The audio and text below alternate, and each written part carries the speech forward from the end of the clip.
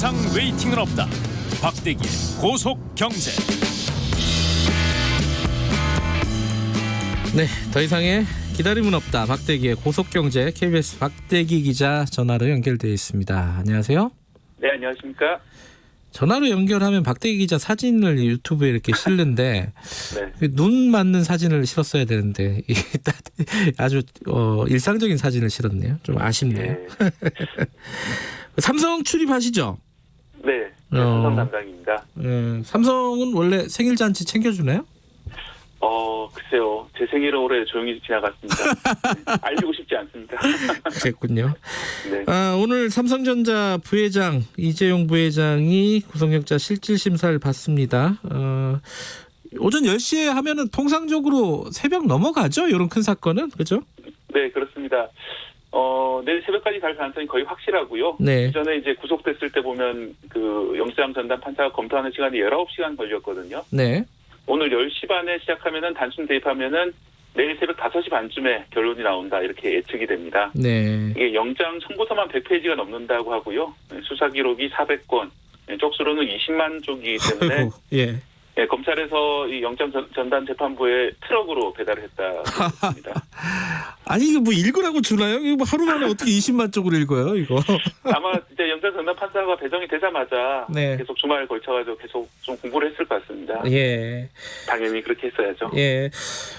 뭐 예측이 여러 가지가 있겠지만은 박대기 기자가 뭐 이걸 공부를 많이 하셨으니까 어떻게 예측을 하십니까?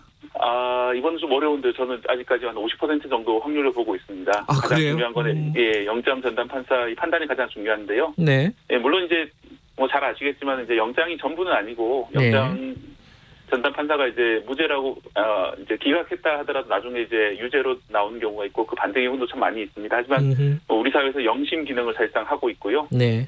영장 전담 판사가 판단하는 몇 가지 툴이 있지 않습니까? 예를 들어서 사안의 중대성 문제를 따지게 되는데 네. 이번 사안은 다들 아시겠지만 우리나라 최대의 재벌 관련 사안이고 관련된 이제 금액도 몇 조 원대에 이르기 때문에 사안의 중대성이 분명히 있습니다. 네. 그리고 이재용 부회장 측에서 혐의를 일관되게 부인하고 있기 때문에 이런 경우는 이제 증거인멸 우려가 있다라고도 봅니다. 하지만 좀 영장이 기각될 가능성도 있다고 보는 것이 이제 이재용 부회장 같은 경우에는 도주 우려가 없고 네. 이미 검찰에서 압수한 내용이 많기 때문에 뭐 증거는 충분히 가지고 있지 않냐 검찰에서 이렇게 판단할 수 있고요. 네. 가장 중요한 것이 이제 다툼의 여지가 있다라고 볼 가능성인데요. 범죄 혐의가 소명이 됐느냐 안 됐느냐 요거죠. 예. 네, 그렇습니다. 범죄 혐의가 어느 정도까지 소명이 됐느냐가 문제인데 예. 20만 페이지나 되고 워낙 복잡한 사건이기 때문에 네. 아직 충분한 소명에 이르지 않았다. 즉 다툼의 여지가 있다라고 볼 가능성도 있습니다. 다만 아직 검찰에서 제대로 공개 안 한 그런 결정적인 증거가 있을 수 있거든요. 네. 직접적으로 개입한 이재용 부회장이 개입한 증거라든지 이번 혐의가 주로 시세 조종 쪽인데 시세 조종에 개입한 증거 또 시세를 확신할 수 있는 그런 증거들이 나온다면은 구속될 수 있다라고 생각이 듭니다. 뭐 시세 조정은 뭐 법적으로는 그렇게 얘기해도 뭐 보통 사람들이 얘기할 때 뭐 주가 조작이라고 얘기할 수도 있는 거잖아요, 그죠? 네. 뭐 SBS가 뭐 어제 보도한 걸로는 프로젝트 G 뭐 이런 걸로 보면은 뭔가 이제 지금까지 공개가 안 된 혐의가 영장 전담 판사한테 제시될 가능성도 있다. 네, 그렇습니다. 예, 실질심사 자체는 원래 이제 비공개니까요, 그죠? 예. 근데 이제 며칠 동안 삼성이 무슨 호소문도 내고 막 이러고 있습니다. 그리고 그 전에는 대국민 사과를 했었잖아요, 이재용 부회장이 우리가 복기를 해보면요. 근데 그 대국민 사과한 것 자체는 이번 사건하고는 별개죠. 예, 그렇습니다. 그 사건 같은 경우는 최준실 씨에게 이제 말 같은 이제 뇌물을 준 사건인데요. 예. 이제 물론 그것과 연관지어서 이제 그 사건을 계기로 뇌물이 전달됐고 그 뇌물이 결과로서 이번 그 합병 승인이나 이런 문제들이 해결됐다라고 볼 수 있는데 네. 재판 자체는 별개의 사건입니다. 이번 사건 같은 경우에는 삼성바이오로직스 분식회계가 하나의 줄기가 있고요. 네. 말씀하셨던 시세 조종, 이 시세 조종은 삼성물산에 대한 시세 조종을 통해서 삼성물산과 제일모직의 합병을 자신들이 편한 대로 했다. 네.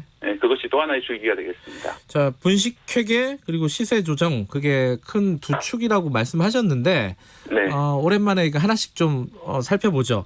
분식회계가 뭐 이게 다 잊어버린 분도 많을 겁니다. 좀 간단하게 말로만 들어도 이해가 될 수 있게 한번 설명을 해주시죠. 예, 이제 삼성 삼성바이오로직스라는 회사가 있습니다. 줄여서 삼바라고 부르는데요. 네. 이 삼바의 자회사로 에피스라는 회사가 있었는데 예. 2015년에 합병이 있기 전에 2014년까지는 이 에피스는 삼바의 자회사다, 삼바의 종속회사다 이렇게 회계 처리를 했습니다. 네. 그러니까 100% 지분을 가진 것처럼 회계 처리를 하다가 합병이 있은 다음에는 아니야 우리가 지분이 50%밖에 없어라고 회계를 변경을 하거든요. 네. 왜냐하면 이제 숨겨진 옵션이 있었던 거죠. 네. 콜 옵션이 있어서 외국 회사가 50% 지분을 행사할 수 있다라는 것을 네. 합병이 지난 뒤에야 뒤늦게 밝힌 겁니다. 네. 그래서 참여연대 같은 곳에서는 이게 삼바의 주식을 부풀리기 위해서 삼바의 종속회사인 에피스의 50% 지분밖에 없다는 사실을 합병 전에 속였다 이렇게 보고 있고요. 네.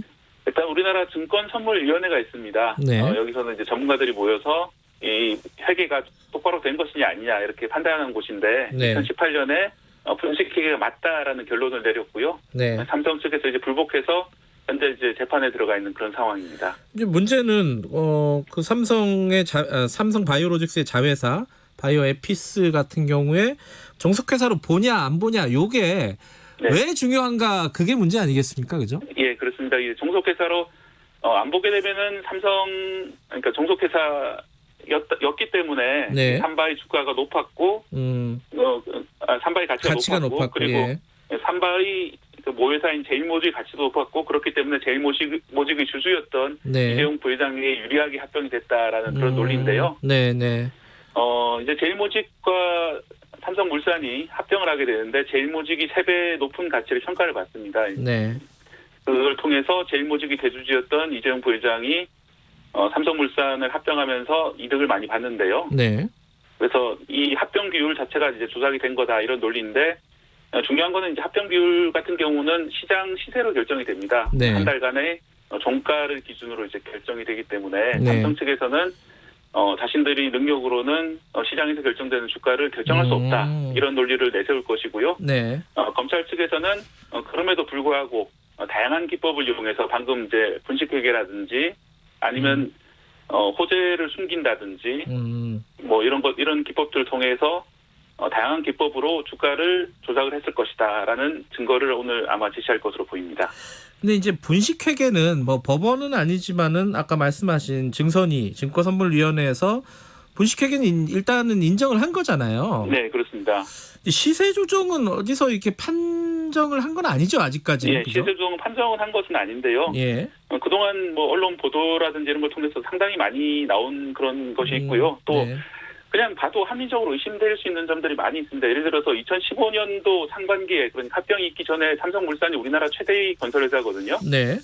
그리고 2015년 상반기 같은 경우에는 우리나라 건설 경기가 좀 풀렸던 시점이기 때문에 다른 네. 건설사 같은 경우에는 상당히 분양도 많이 하고 하는데 2015년 상반기에 삼성물산이 아예 분양을 하지 않고 특히 이제 재건축 재개발은 뭐 아예 하지 않을 거다 이런 말이 나왔었거든요. 네, 그런데 이제 합병한 다음부터는 열심히 다시 건설을 해요. 그거 보면은 예. 합병 전에는 그런 이제 분양을 하지 않으로써 주가를 낮췄다가 합병 이후에야 이제 주가를 높이기 위해서 예. 제대로 된 그런 걸 한 게 아니냐고 볼 수 있고요. 예. 또 하나는 그 해외 건설 수주가 있었는데 합병 예. 전에 이제 계약은 됐는데 합병한 뒤에야 다시 공시를 하고 또 다시 주가가 뛰고요.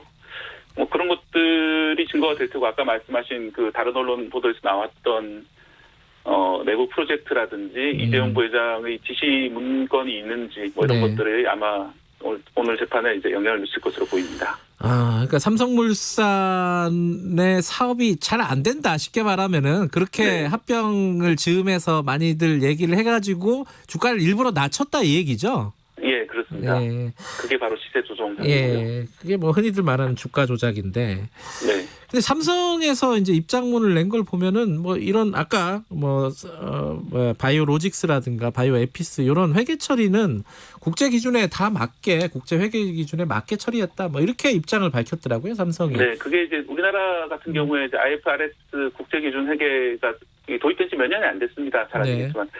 그 때문에 이제 시행 초기에 약간 좀 착오가 있었다. 네. 뭐 이런 입장인데, 네.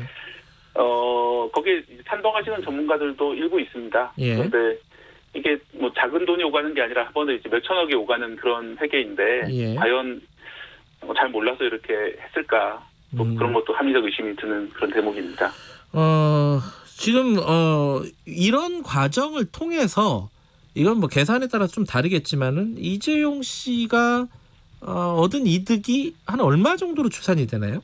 네, 이게 뭐 딱 떨어진 그렇게 나오는 건 아닌데 예. 예를 들어서 이제 삼성물산이라는 국내 최대의 건설사를 이제 합병을 했고 그리고 삼성물산이 4% 정도의 삼성전자 지분이 있습니다. 네. 그걸 통해서 이재용 부회장 일가가 삼성전자에 대한 지배를 확고히 하는 그런 계기가 되는데 합병을 통해서. 네. 그런데 사실은 삼성물산 입장에서는 굳이 합병할 필요가 없었거든요. 네. 삼성물산 입장에서는 제일모직을 합병함으로써 삼성물산 주주들이나 삼성물산 자체가 얻는 이익이 불분명한데도 합병이 이루어졌고요. 네. 참여연대에서 계산을 해봤는데요. 이재용 일가가 얻은 이익이 한 3조 원에서 4조 원 가량 된다라고 이제 평가를 했고, 네. 그리고 당시 합병 당시에 삼성물산 최대 주주는 국민연금이었습니다. 네. 예, 국민연금이 입은 손실은 4천억에서 5천억 정도 된다 이렇게 평가를 했습니다. 예. 그 당시에 그 외국계 주주들이 대부분 다 반대를 했고 합병에 대해서 예. 특히 투자자문사들이 반대를 했고 실제로 팔고 나간 외국계 주주들도 상당히 많이 있거든요. 한국 네. 최대의 재벌 관련 기업이 이런 식으로 이제 회사의 별 이득이 안 되는 합병을 일방적으로 추진해도 되느냐 이런 얘기들이 외국 그 자본가들한테 많이 나왔던 그런 시점이었습니다. 그러니까 그때 이제 국민연금이 손실을 입었다는 게 사실은 이제 국정농단 사건 때 국민연금이 연관돼 있고 거기에 뇌물하고 이게 다 하나의 사건이에요. 사실은 보면 그렇죠. 네, 그렇습니다. 지금 뭐 결국 이제 국민연금이 왜 이렇게 손실나는 행동을 했을까? 거기서 이제 추적을 해보면은 결국 그 국정농단하고 연관된 게 아니냐 이런 추정들이 계속 있었고, 네. 실제로 그 관련된 분들이 아직 지금 뭐 유죄 판결을 받고 감옥에 있는 분들도 있고 그렇죠. 네. 그러니까 이게 전부 다 하나의 사건인데 쪼개져 가지고 이제 수사나 재판들이 들어간 건데 요번에 이제 사건의 본류죠. 주가 조작, 뭐 시세 조정이라든가 이런 분식회계라든가 이런 부분에 대한 판단이 필요한 건데 1차적으로 내일 새벽쯤이면 나오고 내일 우리 뉴스에서 우리 프로그램 최강시사에서 이걸 가지고 좀 자세히 짚어볼 기회가 있을 것 같습니다. 오늘 알기 쉽게 잘 설명해 주셔서 감사합니다. 네, 감사합니다. 박대기의 고속경제 KBS 박대기 기자였습니다. KBS 1라디오 김경래 최강시사 듣고 계신 지금 시각은 8시 43분 향해 가고 있습니다. 출근길 교통 상황입니다.